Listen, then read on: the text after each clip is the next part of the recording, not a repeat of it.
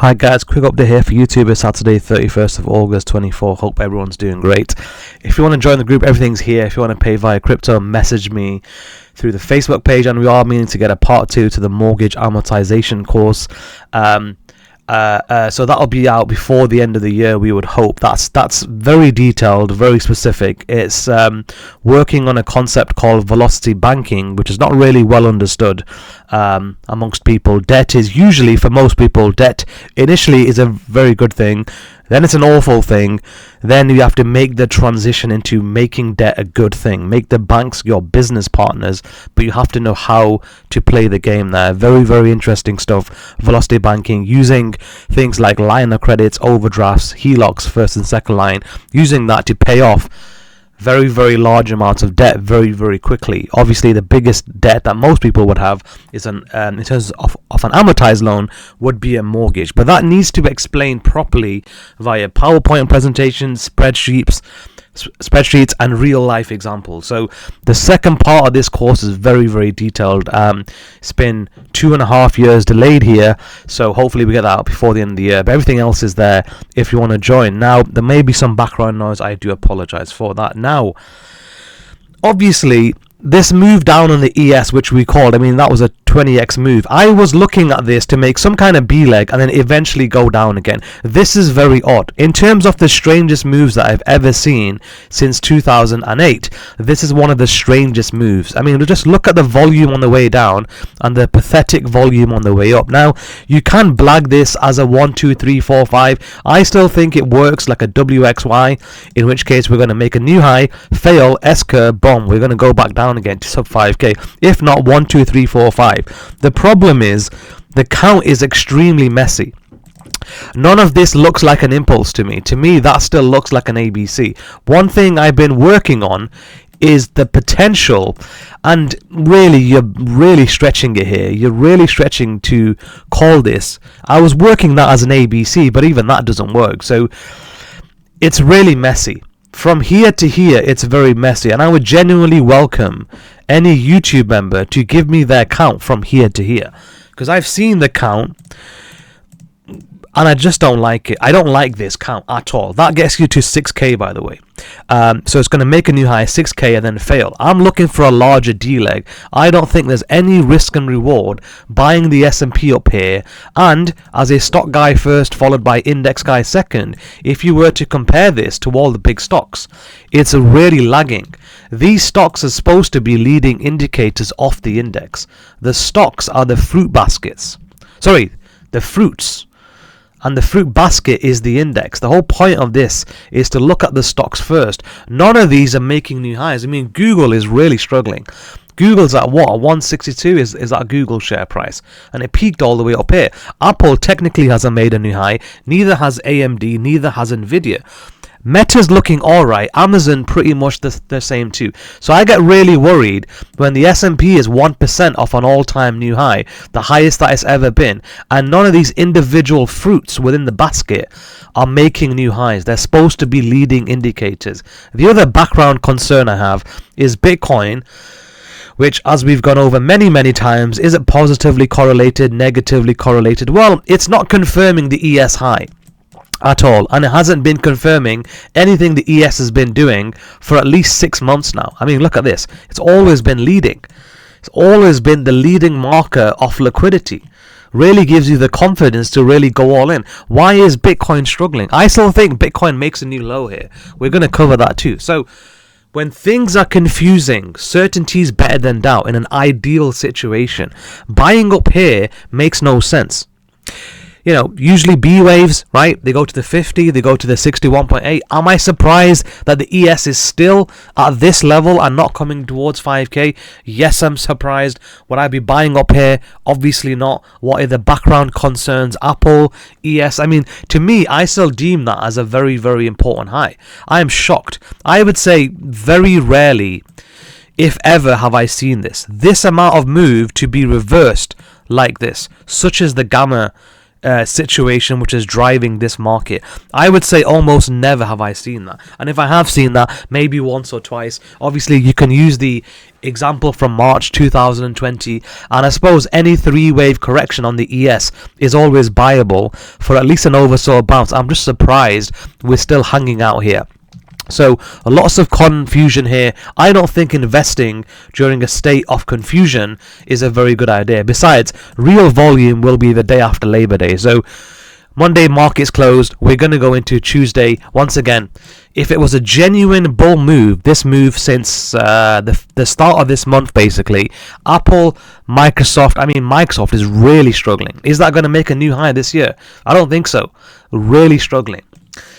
Something dodgy going on. When you see the fruits all failing, the stocks, and the index magically doing this, you have what we call divergence. You have the Undertaker's mom level of divergence. Very disappointed in the RFK thing, by the way. Overthink everything. No need to overthink it. Just go with the obvious.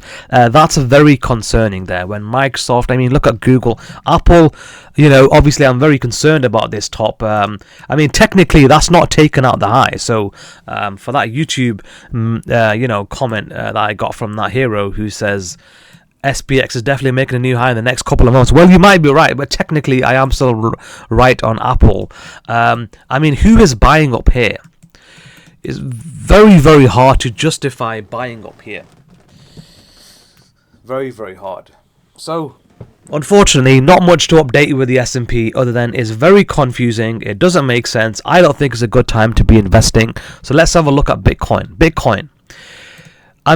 Largely speaking, we've been very concerned regarding this type of price action. Now, Bitcoin usually wastes your life for a very long period of time, as we have seen. We started doing YouTube videos here where we called a 90% crash 6 months before it occurred. When it wants to waste your life, it really does waste your life. Then you get a vertical crash, bottom, bomb. Waste your life, vertical crash, bottom, bomb. Waste your life, vertical crash, bomb. So now we're in the what we call waste of life phase, and obviously we're towards the end of the waste of life, but we're looking for one of these vertical move down, which interestingly do occur September and October. That will then set up the buying opportunity, I feel, before the end of the year. Bomb, we're going to go. Passively, this market I cannot call a top as much as I want to. As much as I would love for this to go to 2K and justify my call from 7.5 years ago, greatest call of all time, I would still, as of this moment, I cannot call a top. Much like the ES, though, is getting very messy. When did things last get messy? In 2000, 2007, and the various other tops that we've seen. When things get messy and confusing, you're near a market top. On top of that, Fed are going to cut rates. That's bad medium long term for the stock market, and we're getting a disinversion of the curve, which I don't have time to get into today. Those are also very, very bad signs. If I just saw you bring up the composite from 2000, things got very, very messy. I'm out here calling for an ending diagonal. Well, you can't see it on there actually, because that was more of a blow off top because it was very specific bubble. But look how messy things got towards here. That's some form of ending diagonal, isn't it? This was the top. We were approaching the 2000 top. It started, mucking around July 99, and then a year later we call it a day. Some kind of ending. A, B, C, D, it just got really messy, right? So A, B, C, D, E, bomb. First drive, second drive, third drive. It gets very, very messy. The same thing occurred here.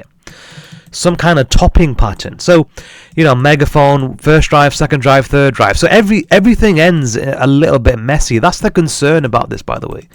The concern is that, I still think it goes to 6.5k, but I'm trying to work with what I have here. Is that a valid count? Doesn't seem valid because the 4's crossed into the 2, and that still looks like a 3-wave, doesn't it? This is a very difficult count. That looks 3-wave, that looks like an A, that's definitely 3 waves, that's a B, and now it's like 1, 2. Why is it still going up? Why is it not forming a larger correction? Where's this D leg? Have we missed it? Is that the D leg in? You know, things are very concerning up here. That's the 1.618, 6,000. But then we're getting very close to the long-term top. So is that the D-legging? Does that look likely? It looks very odd, doesn't it? It's very, very odd. A, B, is that the D-leg? This correction that was supposed to be relative to this, is that it? Well, if that's it, we're going to go 6,670 from here. Within a year, that's it. It's all over. So, too many confusing signs here. It doesn't make any sense. Bitcoin really worries me. I don't think there's any point in going further into what the SPX is showing. All I know is there's people out here who cannot call a coin toss. That's the first issue I have. They can't call a coin toss, and mathematically speaking, they're not able to deduce that the answer to this is not 8 and it's 6. So as long as 99% of market participants cannot call a coin toss and they believe the answer to this is 8, if I don't know what's going on, no one knows what's going on, and that's the confusing part. This is actually very, very concerning. Because if that is the D-leg in, yes, is it weird? Yes, very, very strange for this to be relative to this. This needs to start coming down so we can properly play out this ending diagonal and drag on this business cycle. So, frankly, if it's going to continue going higher, I'm going to get even more bearish. That's the worrying thing about all of this. We're very close to a very, very large crash. It needs to properly start coming down. Too much confusion. We have to wait for real volume. I mean, look at Nvidia. There are multiple interpretations for this count. Yeah. You know, we called well, let's not go, you know, we're going to be here for days. We were in this massively from here. Half the group were here. They were off to Japan. All the money was made in the first quarter. Now here, I mean, that's what we're looking at. Some kind of correction all the way back down again. But once again, if it reverses and does this, and it takes out this high, that's not a proper high, by the way. Bitcoin hasn't topped and Nvidia hasn't topped. Those are two things I'm sure about. That makes me even more bearish. So it's a very strange, peculiar situation. The higher this goes right now, if it does continue charging higher, I will actually get more bearish. Frankly, Nvidia is a short. If Nvidia makes a new high before the end of this calendar year, it's a short. What Nvidia should be doing, much like the ES and Bitcoin to a medium to large extent, that should be coming down. Somewhere down here it's going to bottom. We've got our target. I won't tell you exactly where it is. Then next year it should be doing this. So too much confusion going on. If I'm confused, everyone is confused. Now, so why should you invest during a state of confusion? Would you not want to invest when things are clear? Now here, just to summarize, you know, we're looking for that waste of life stage to end, right? I mean, this was a historic. I recall this like it was yesterday when I said this entire move is fake. 6 months later, bomb. So we're in this waste of life phase. We have been in this stage for at least, well, coming up to 6 months now. November historically is a very bullish time. September, not so much. I believe September statistically is the only down month now on Bitcoin since the genesis. So who really wants to buy Bitcoin here? Let's say you go all in. You should never go all in. Let's say you go all in here. Where's your stop? Is your stop here and your target there? Why would you risk 6,000 to make this much? Doesn't make any sense. It's too confusing. The count doesn't look very good. It looks like a really messy I mean, we're on double combos here. We're on all kinds of double combos. You know, we've got a Z pattern there. Just doesn't make any sense. So you can take that as a W, that as an X. Then we're down here to a Y. Where's the Z? The Z's here. So W, X, Y, X, Z. Well, then you're at 40k. So for Bitcoin, unfortunately, we need a proper crash in the next 6 weeks, ideally before the US election, and then bomb, we are ready to go back up again. So I don't see Bitcoin making a new high this year, though. And I'm surprised that the ES is where it is, to be honest, because I was also thinking the same for that. Once again, Solana, Mumu, Pepe, FET coin, we were in all of them recently. There's a quick 20-30% move. Not the point. Bitcoin controls 55% of this market. So that's the problem. The problem is, yes, the overall confusion and the worrying state of the stock market in that it continues to defy belief and go higher, yet Microsoft, Google, Amazon showing me massive weakness. I don't like to see that. When the S&P's on a proper bull leg, these big stocks should be leading. And that is a state of confusion. Bitcoin doesn't look good. Bitcoin's going to make a new low this year, and I think there's a tremendous buying opportunity in Bitcoin. If you want to know the exact targets, let us know. Just join the group. I mean, I can't show it here because I'm on the 2-week chart because I just don't have the price action here. But usually these stocks are leading indicators. You're just going to have to take my word for it, right? They always top first and they always lead first because they are the biggest components. And now we have too much confusion, right? When, if ever, right? And people will say, oh yeah, from 2000 to 2008, Microsoft did nothing, whatever. Yeah, fine, we get it. It was in a large ABC correction. Doesn't matter. From 2008, when have you ever seen the S&P make a new high and Microsoft do this? Surely the yearly top is in. So we have a problem here. It's too confusing. There's too much doubt. All the money has been made since 2008. Every day, I don't know, 5,000-6,000 boomers in the US are retiring, taking their 1.5 mil, 2 mil, their 8-figure sums, and they're legging it. So who's left to buy? Who's left to buy? Who want to buy? Who wants to buy Microsoft at $3.5 trillion company? Boomers were buying this at $1. Doesn't make any sense from a risk-reward perspective to be getting all up in the ES at this level. Same with Bitcoin too. Now, is there anything else we can cover?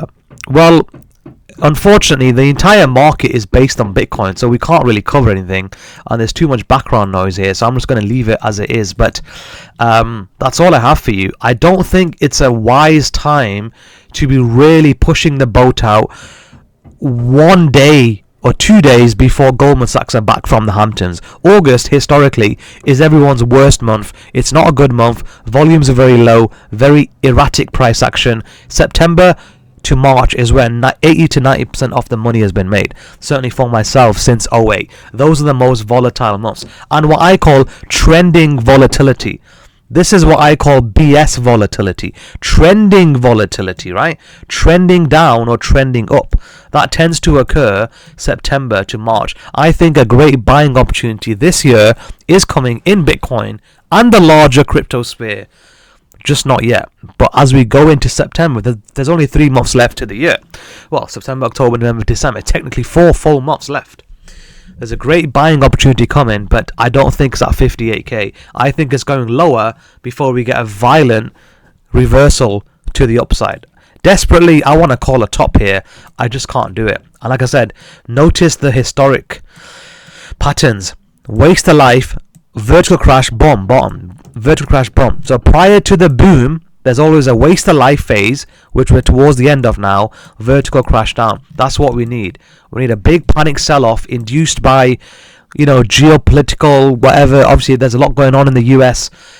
Presidential debate is a very important date. I think it's the second week of September. Maybe they're going to blame it on that. Something's going to happen. Next week, Goldman Sachs are back. There's enough reasons why this can do one more flush and wipe out everyone who's purchased this the last 6 months. That gets you to around 40k. Great buying opportunity. And as for the ES, well, I've got nothing to be said on this. I am absolutely shocked the ES is doing this, but like I've shown you before, when strange things happen, you're going around the twist, and that usually means people are going to go broke. I have no idea who's buying the ES here. And obviously we now have to be very concerned if this continues charging higher, and none of the stocks are going along with it. So I think it's in everyone's best interest to buy the masterclass, actually. That's in your best interest. Second best interest is for the stock market to slow down and start coming down, because I don't think this is very healthy price action. Anyway, I'll leave that with you guys. If you guys have any interpretation for the wave count, please let me know in the YouTube comments, and I'm more than happy to explore that on my next video. And if you want to join the group, everything's there, but there's too much confusion and there's too much doubt. That's not a good thing, and we're in August. So we have learnt since '08, don't trust the moves in August. They usually get reversed. Too sweet.